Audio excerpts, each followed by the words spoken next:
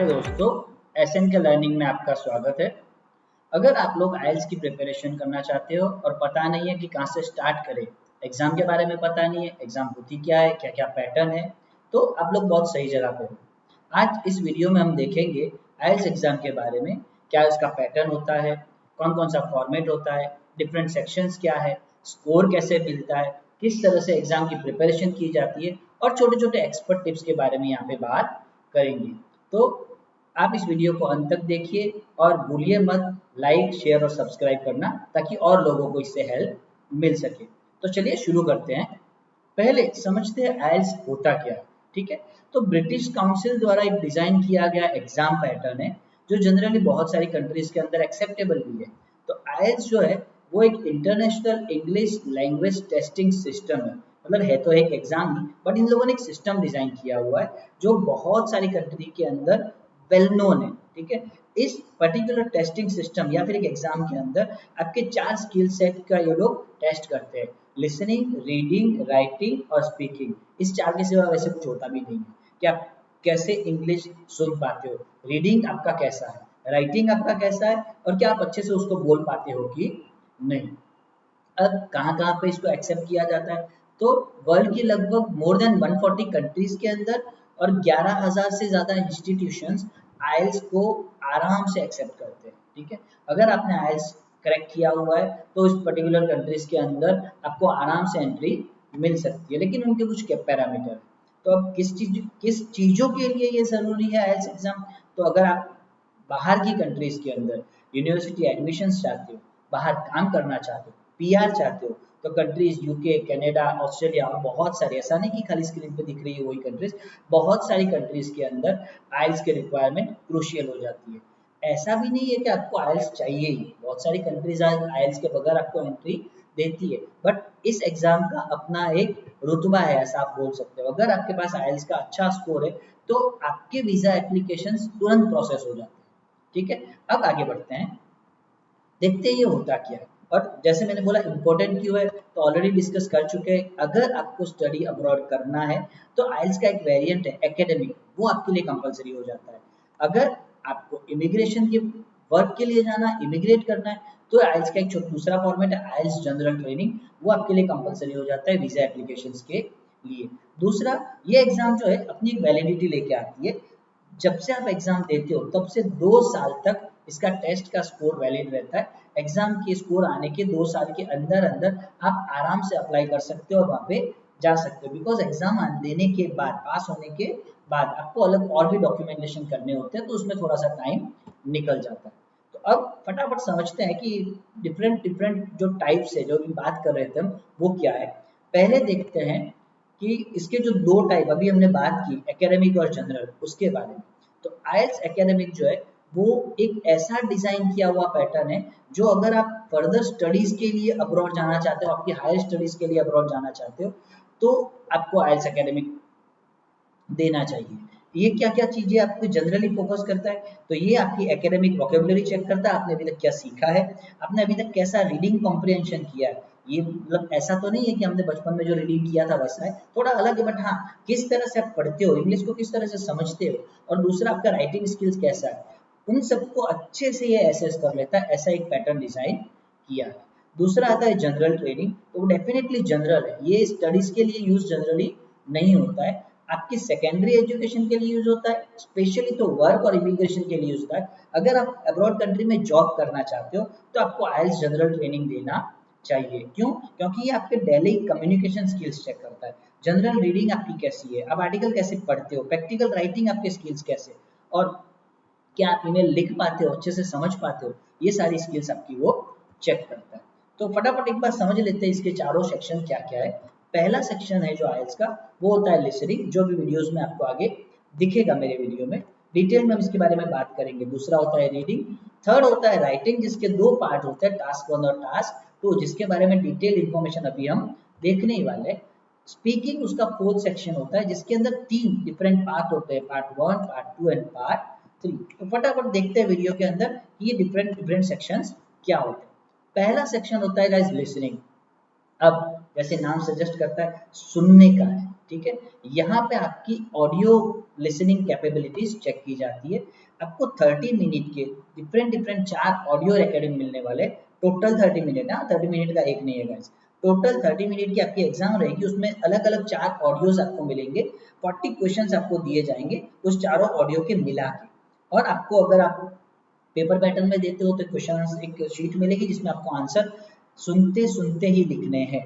अब ये जो 4 ऑडियोज हैं वो जनरली कन्वर्जेशन हो सकते हैं, लेक्चर्स हो सकते हैं, ऑडियो रिकॉर्डिंग हो सकती है, मोनोलॉग हो सकते हैं, टेलीफोन पे 2 लोग बात करते हैं वो हो सकते हैं। और सुनते सुनते ही आपको उसके आंसर फटाफट लिख लेने हैं, और इसके अंदर ग्रामेटिकल एरर भी नहीं करनी, अगर वो करोगे तो भी दिक्कत है। तो इसके लिए स्किल्स आपको क्या चाहिए? पहला, अगर आपको कोई चीज सुनना है, ठीक है, वैसे लोगों को सुनने की आदत ही कम है, फिर भी अगर अच्छे से सुनना है तो आपको एक्सेंट आनी चाहिए। फॉरेन की एक्सेंट तो स्पेशली आनी चाहिए, बिकॉज उसी में जनरली लिसनिंग होती है। तो उसको सुनते सुनते वो जो कीवर्ड्स है, क्योंकि आपके हाथ में क्या पेपर होगा कि कौन कौन से क्वेश्चन है वो होंगे, तो आपको आंसर्स ढूंढने हैं ऑडियो में से, तो आपको कीवर्ड्स पता होने चाहिए, किस कंटेक्स्ट में ये पूरा का पूरा ऑडियो है वो पता होना चाहिए। अब उसके लिए टिप्स अगर आप देखना चाहो तो क्या है, आपको डेली के बेसिस पे इंग्लिश पॉडकास्ट मेरे हिसाब से सुनने चाहिए। इंग्लिश न्यूज़ देखो, अच्छे चैनल पे न्यूज़ देखना, बीबीसी है वगैरह, ताकि क्या उनके एक्सेंट आपको पता चले। और अगर नहीं है तो आजकल बहुत सारे ऑडियो बुक्स अवेलेबल है आपके फ़ोन के अंदर, इजीली आप कोई भी ऑडियो बुक डेली के बेस पे सुन सकते हो, ताकि उनकी वो मैं बोला एक्सेंट आपको पता होनी चाहिए, वो क्या वर्ड बोल रहे हैं वो पता होना चाहिए। बिकॉज हम जो इंग्लिश में बोलते हैं वो डिफरेंट आता है प्रोनाउंसिएशन, उनका कुछ अलग आता है, तो वो आपको क्लैरिटी होनी चाहिए। अब देखते हैं दूसरा, रीडिंग। यहाँ पे क्या है, आपको पैसेजेस दिए जाएंगे, 60 मिनट दिए जाएगी और 40 क्वेश्चंस के आपको आंसर करने हैं। बट ये पैसेज अलग है जो हमने अभी तक 12th तक या कॉलेजेस तक जो भी पैसेज देखे उससे अलग है। दूसरा, एकेडमिक और जनरल दोनों के लिए दोनों पैसेजेस अलग है। अगर आप एकेडमिक अप्लाई कर रहे हो, स्टडी अब्रॉड के लिए जा रहे हो, तो आपको जो पैसेजेस मिलने वाले हैं वो या तो जर्नल से मिलेंगे, न्यूज़पेपर से मिलेंगे या रिसर्च पेपर से मिलेंगे, ऑन एन एवरेज इसी में से आते हैं। लेकिन अगर आप जॉब करने जाने वाले हो तो जनरल रीडिंग के जो पैसेजेस है वो एकेडमिक से थोड़े से लेंथी होते हैं, और वो जनरली डेली लाइफ के अंदर क्या क्या टेक्स्ट आप देखते हो न्यूज़पेपर के अंदर, एडवर्टीजमेंट के अंदर, मैनुअल के अंदर, मैगजीन्स के अंदर, उसके बेस पे होते हैं। मतलब ये वो स्टडी वाले नहीं होते। जब स्टडी एकेडमिक में क्या होता है, साइंटिफिक पैसेज आपको आ सकता है, जर्नल के अंदर क्या रिसर्च आया हुआ वो आ सकता है, रिसर्च पेपर में कौन सा रिसर्च पब्लिश हुआ है वो आ सकता है। तो एकेडमिक का रीडिंग कैसा थोड़ा टेक्निकल रह सकता है, लेकिन जनरल का रीडिंग आपको डेली के बेस पे मिल सकता है। इसके लिए तो बेस्ट जो टिप है वो मेरे हिसाब से स्कीमिंग और स्कैनिंग है। इसके बारे में मैं एक डिटेल वीडियो आपको बना के बाद में देने ही वाला हूँ कि स्कीमिंग और स्कैनिंग कैसे की जाती है। हर एक सेक्शन का एक अलग वीडियो आपको मेरे साथ मिलने ही वाला, सो मेरे साथ ट्यून रहिए तो आपको वो वीडियोस धीरे से सारे के सारे मिल जाएंगे। अब देखते हैं इसके थर्ड सेक्शन के बारे में, बहुत इंपॉर्टेंट सेक्शन है गाइस, राइटिंग। 60 मिनट के अंदर 2 टास्क कंप्लीट करने, अभी हमने देखा 20 मिनट 40 मिनट, ठीक है। अब टास्क 1 कैसा है, ये अलग है। जैसे पहले वाले रीडिंग के अंदर कैसा आपका पैसेज अलग था, वैसे राइटिंग के अंदर आपको टास्क 1 अलग आएगा। एकेडमिक है तो आपको ग्राफ, चार्ट, डायग्राम, मैप ऐसा दिया जाएगा, और आपको उसके बेस पे पूरा फॉर्मेट में 150 वर्ड्स के अंदर लिखना है। ऑन एन एवरेज 20 मिनट के अंदर हो जाता है। इसका फॉर्मेट है, हम लोग बाद में डिस्कस कर लेंगे दूसरे वीडियोस के अंदर। और जनरल के अंदर अगर आप जा रहे हो, जॉब करने आप जा रहे हो, माइग्रेट अगर हो रहे हो वहाँ पे दूसरी कंट्रीज के अंदर, तो आपको एक लेटर लिखना रहेगा, ठीक है। इजी है लेटर, उतना भी कोई टफ नहीं है, बचपन से हम लिखते ही आ रहे हैं। सेमी फॉर्मल है, फॉर्मल है, या इनफॉर्मल लेटर भी होता है, बट फॉर्मेट अगेन आपको पता होना चाहिए। लेटर लिखने के भी है ना कुछ तरीके होते हैं, तो वो आपको मैं अपने वीडियोस में आगे बताने वाला हूँ। अब टास्क 2 जो होता है सबसे इंपॉर्टेंट, लोगों के सबसे कम बैंड राइटिंग या स्पीकिंग में ही आते हैं, पता नहीं क्यों, जबकि बहुत इजी है। अगर आपको स्ट्रक्चर पता है, टॉपिक तो आपको दिया हुआ है, थोड़ा बहुत भी नॉलेज आप आराम से लिख सकते हो। राइटिंग के अंदर जो ऐसे लिखना है वो कैसा है, 40 मिनट में लिखना है, इजीली लिख सकते हो। 250 वर्ड, 250 का मतलब अगर आपने 248 249 लिखा तो आपके बैंड कम हो जाएंगे। 250 से ऊपर लिखते हो तो कोई इश्यू नहीं है। एवरेज में 250 260 वर्ड का एक ऐसे लिख लो। ऐसे के टॉपिक अलग अलग होते हैं, आर्ग्यूमेंटेटिव हो सकता है, एग्री डिसएग्री हो सकता है, आपका ओपिनियन देना हो सकता है, या कुछ डिस्कशन टाइप का हो सकता है। तो ऐसे के बारे में हम लेटर ऑन देखेंगे मेरे अगले वीडियोस के अंदर कि कैसे लिखे जाते हैं। इसका एक स्ट्रक्चर होता है ऐसे लिखने का भी, वो भी आपके साथ मैं शेयर करूंगा। अब टिप्स तो यही है कि आप जो राइटिंग ऐसे लिखते हो उनका स्ट्रक्चर क्लियर होना चाहिए, आपके माइंड में स्ट्रॉन्ग आर्ग्यूमेंट होनी चाहिए, कोई भी एम्बिग्यूटी नहीं होनी चाहिए कि भाई ये हो सकता है कि नहीं हो सकता है, ये हो सकता है कि नहीं। ऐसा करोगे ना तो आपको डेफिनेटली राइटिंग के अंदर बैंड कम मिलने वाले। और आईएलटीएस पूरे एग्जाम के लिए मैं आपको रिकमेंड करूंगा आपकी वोकेबुलरी बहुत अच्छी होनी चाहिए, क्योंकि ये बहुत इंपॉर्टेंट रिक्वायरमेंट है इन लोगों की। लास्ट जो आता है सेक्शन वो है स्पीकिंग, जो अप्रोक्स 11 से 11 टू 14 मिनट चलता है गाइस, ठीक है। इसके 3 पार्ट है। पहला इंट्रोडक्शन, एग्जामिनर आपको वही चीजें पूछेगा जो आपके बारे में आपको पता ही होनी चाहिए। अब आपका नाम पूछ सकता है, कहाँ से आते हो, पेरेंट का नाम पूछ सकता है, पेरेंट क्या करते, रहते कहाँ पे हो, अभी तक आपने क्या किया है, कौन सी डिग्री ली है, डिग्री के अंदर कौन सा सब्जेक्ट आपका अच्छा था, जहाँ पे रहते हो वो रो हाउसेस है, फ्लैट है, बंगलो है, क्या है, आपके रिलेटेड आपको क्वेश्चन पूछेंगे तो उसका एक अच्छे से आंसर आपको प्रिपेयर करना, लिख के प्रिपेयर करना और रट लेना है गाइस, बिकॉज वही पूछेगा तो उसके बारे में आपको पता होता है। दूसरा आता है क्यू कार्ड पार्ट 2। इसके अंदर कैसा है, आपको एक छोटा सा टॉपिक सिचुएशन मिलेगी, उसके रिलेटेड आपको 2 मिनट तक बोलना है कंपलसरी। हाँ, 2 मिनट तक, 90 सेकंड से कम तो आप बोलोगे तो डिस्क्वालीफाई हो ही जाने वाले हो, क्योंकि स्पीकिंग और राइटिंग इसी में सबसे कम बैंड मिलते हैं। और अगर आपको स्टडी अब्रॉड के लिए जाना है तो कम से कम 6+ बैंड तो मिनिमम चाहिए।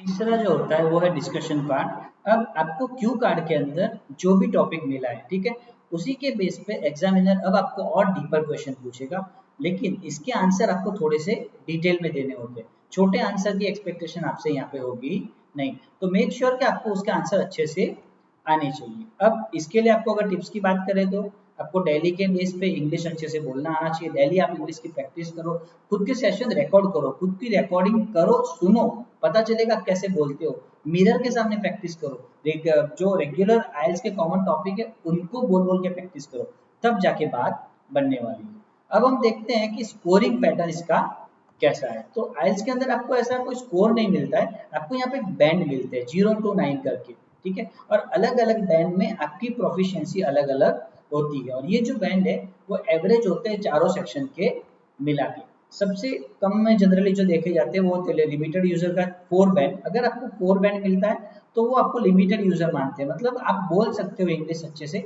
लेकिन अभी भी आपको कुछ डिफिकल्टीज है। अगर मान लो आपको 5 बैंड मिले तो आप एक मॉडेस्ट यूजर हो, मतलब आप बेसिक इंग्लिश समझ सकते हो, लेकिन बड़े बड़े सेंटेंसेस बनाने में आपको अभी भी स्ट्रगल्स हो रही है। अगर आप 6 बैंड अचीव करते हो, जो कि बेसिक रिक्वायरमेंट होती है सारी यूनिवर्सिटीज की, तो that means you are competent user, आपको आप अच्छे खासे यूजर हो इंग्लिश के, लेकिन अभी भी आपके अंदर ग्रामेटिकल मिस्टेक्स थोड़ी बहुत हो रही है। अब अगर आपको मिल जाते हैं 7 बैंड, देखो भाई 6 से 8 के बीच में एकदम बेटर होता है, तो अगर आपको 7 बैंड मिले दैट मीन्स आप अच्छे यूजर हो, यू आर गुड यूजर, आपकी इंग्लिश भी काफी स्ट्रांग है, लेकिन अभी भी थोड़ी बहुत एरर हो रही है। अगर आप अचीव करते हो 8 बैंड दैट मीन्स आप बहुत अच्छे यूजर हो, ऑलमोस्ट इंग्लिश स्पीकिंग कंट्री में जो बोलते हैं इंग्लिश वैसे नेटिव लेवल की आपकी प्रोफिशिएंसी है। और अगर 9 मिल गया तो भाई चाहिए ही क्या, बल्ले बल्ले हो, तो एक्सपर्ट हो यूजर, कोई पूछेगा ही नहीं आपको, सारे सवाल क्लियर ही हो जाता है सबको।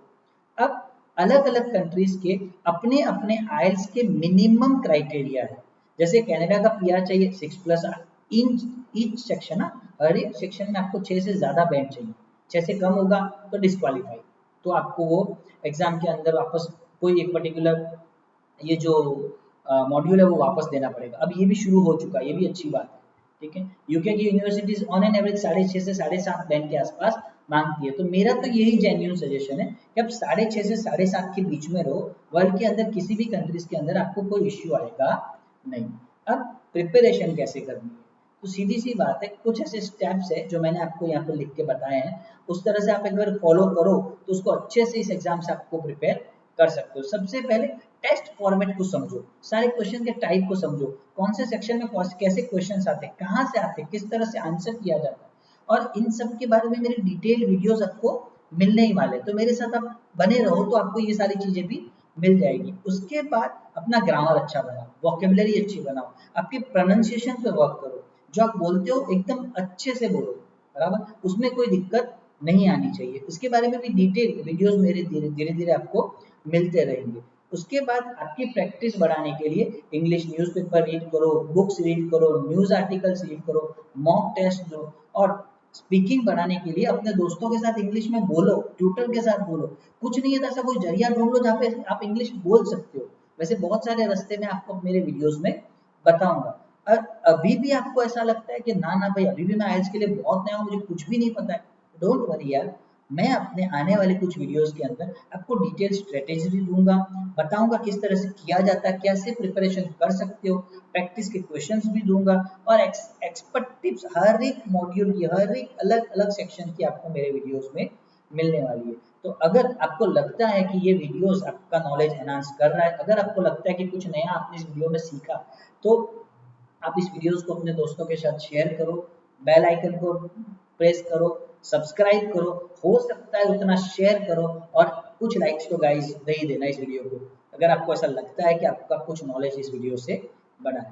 थैंक्स गाइस मेरा वीडियो देखने के लिए।